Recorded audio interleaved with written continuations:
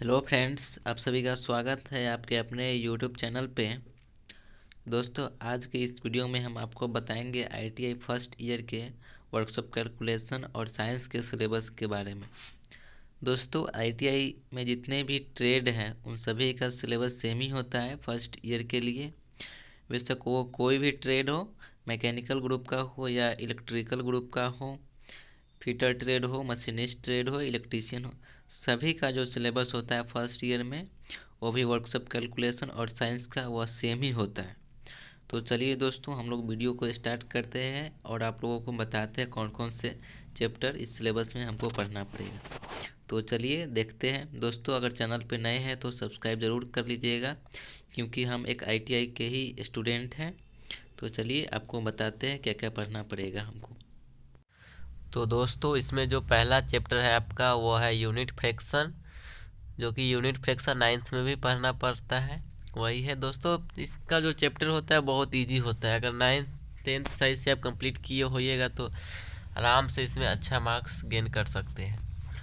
तो दोस्तों, unit fraction में आपको पढ़ना पड़ेगा क्लासिफिकेशन ऑफ यूनिट सिस्टम, उसके बाद fundamental and derived units, FPS, CGS, MKS and SI unit, उसके बाद मेजरमेंट यूनिट्स एंड कन्वर्सन, उसके बाद factors, HCF, LCM and problem, उसके बाद fraction, addition, subtraction, multiplication and division, यानी कि जिसको हम लोग भिन्न के जोड़, घटाव, गुना, भाग भी बोलते हैं।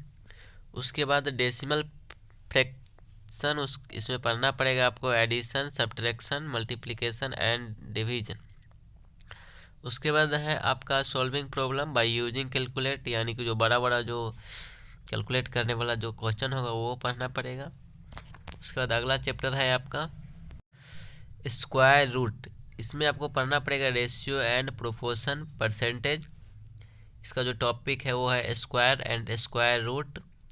उसके बाद है आपको पढ़ना सिंपल प्रॉब्लम यूजिंग कैलकुलेटर। उसके बाद है application of Pythagoras theorem and related problem. उसके बाद है रेशियो एंड प्रोपोर्शन। उसके बाद है डायरेक्ट एंड इनडायरेक्ट प्रोपोर्शन। उसके बाद है आपका परसेंटेज। उसके बाद है चेंजिंग परसेंटेज टू डेसिमल, यानी कि परसेंटेज को डेसिमल में कैसे चेंज किया जाता है ये पढ़ना पड़ेगा। उसके बाद का जो चैप्टर है वो है मटेरियल साइंस, इसमें पढ़ना पड़ेगा आपको टाइप्स ऑफ मेटल। उसके बाद physical and mechanical properties of metal, यानी कि जो मेटल का फिजिकल प्रॉपर्टीज क्या होता है, मैकेनिकल प्रॉपर्टीज क्या होता है वो पढ़ना पड़ेगा। उसके बाद है आपको types of ferrous and non ferrous metal पढ़ना पड़ेगा। उसके बाद है introduction of iron and cast iron. उसके बाद difference between iron and steel, alloy steel and carbon steel. उसके बाद है properties and use of rubber, timber and insulating materials, इसके बारे में पढ़ना पड़ेगा। दोस्तों, आगे आपको पढ़ना पड़ेगा। दोस्तों, अगला चैप्टर है आपका mass, weight, volume and density. तो इसमें आपको पढ़ना पड़ेगा mass, volume, density, weight and specific gravity.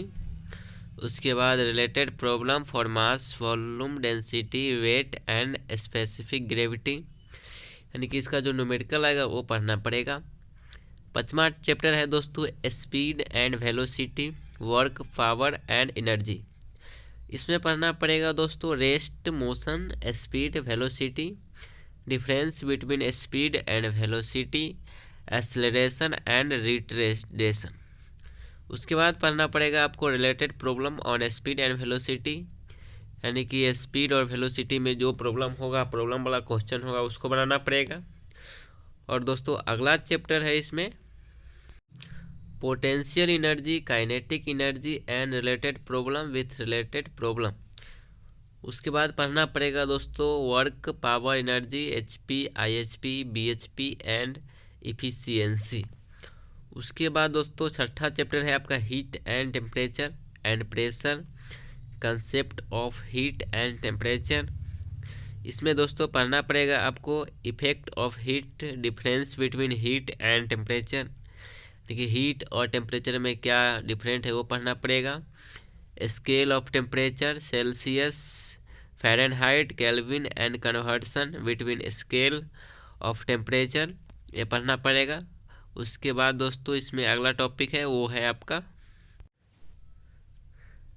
Temperature measuring instrument, यानी कि जिससे टेम्परेचर को मापा जाता है वो पढ़ना पड़ेगा। Types of thermometer, pyrometer and transmission of heat, conduction, convection and radiation. उसके बाद पढ़ना पड़ेगा आपको coefficient of linear expansion and related problem with assignments, problem of heat loss and heat gain with assignments. उसके बाद है आपको थर्मल कंडक्टिविटी एंड इंसुलेटर्स। उसके बाद पढ़ना पड़ेगा आपको boiling point and melting point of different metal and non metal. दोस्तों ये जो चैप्टर है थोड़ा भारी है और थोड़ा ज़्यादा इसमें पढ़ना पड़ेगा। अगला टॉपिक है आपका concept of pressure and its unit in different system, यानी कि जो प्रेशर का जो कंसेप्ट यूनिट्स है वो पढ़ना पड़ेगा।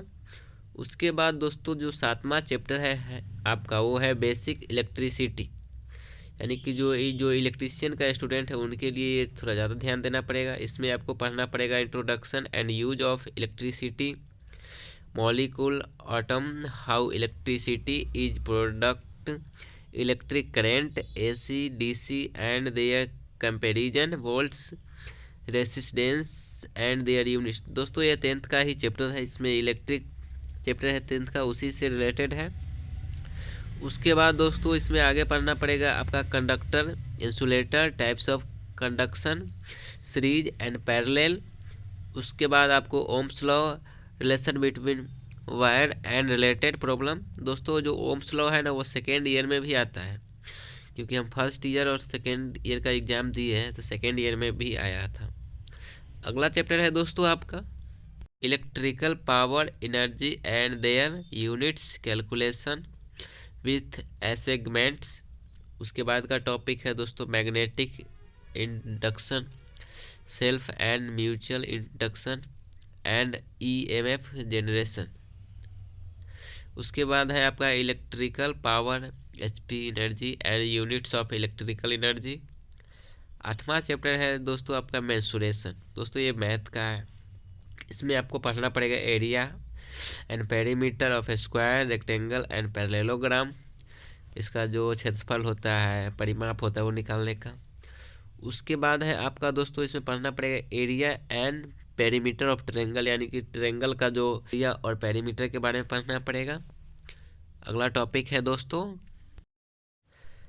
Area and perimeter of circle, semi circle, circular ring, sector of circle, hexagonal and ellipse. इसका जो एरिया है उसके बारे में पढ़ना पड़ेगा और पेरीमीटर के बारे में। उसके बाद है दोस्तों आपका surface area and volume of solids, cube, cuboid, cylinder, sphere and hollow cylinder.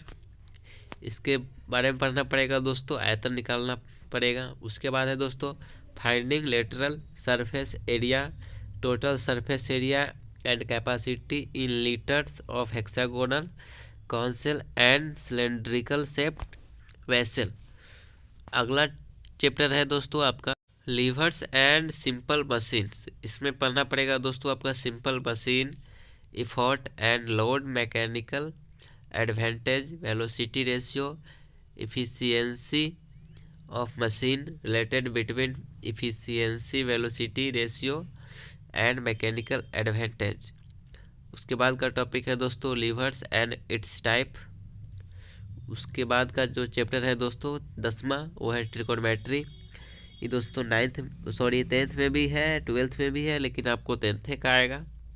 इसमें है पढ़ना पड़ेगा आपको measurement of angle, trigonometrical ratio.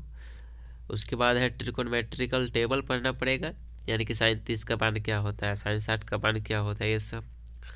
उसके बाद आपको पढ़ना पड़ेगा trigonometry application in calculating height and distance, height and distance भी पढ़ना पड़ेगा दोस्तों ये रहा आपका 10वां चैप्टर तक आपको पढ़ना पड़ेगा, यानी कि फर्स्ट ईयर में टोटल इतना ही है। अगर इतना आप कंप्लीट कर लेते हैं तो आपको कोई प्रॉब्लम नहीं होगा दोस्तों। तो दोस्तों आपका जो फर्स्ट ईयर का वर्कशॉप कैलकुलेशन और साइंस का जो सिलेबस था वो हम बता दिए पूरा, यानी कंप्लीट हो गया दोस्तों। अगर इतना आप कंप्लीट कर लेते हैं तो आपको अच्छा खासा मार्क्स आ जाएगा, नॉलेज भी हो जाएगा। तो दोस्तों अगर वीडियो अच्छा लगा होगा तो लाइक ज़रूर कर दीजिएगा। थैंक यू दोस्तों आप सभी को।